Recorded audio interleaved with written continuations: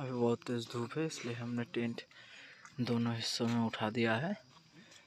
बहुत ही गर्मी लग रही है। ये हमारा बैगेज है, ये भगवान है, हमेशा भगवान की शरण में रहना। ये कुछ खिलौने और ये हमारा सामान, वो जूता खुला हुआ है। ये है हमारा शिवू भैया, चार्ज नहीं है जो कि इसीलिए हमको गाना नहीं सुना रहा है। फोन में चार्ज नहीं है इसीलिए हमको रविंद्र संगीत गीत नहीं सुन रहे। ये हम है, वो हमारा जामा है। ये है ये, और एक कमांडो हमारा अभी खाना पकाए, सब खा लिया। खाना खा के फल खा रहा है, फ्रूट। এই গিনতেছে হলো গিনতেস কমান্ডো। গিনতে যখন আমাদেরকে এই লেবুটা দিল খেতে, কমান্ডো বলে কথা। কমান্ডো লেবু খাই, আপেল খাই। লেবু কমান্ডো, আপেল কমান্ডো, ছাতু কমান্ডো, মুড়ি কমান্ডো।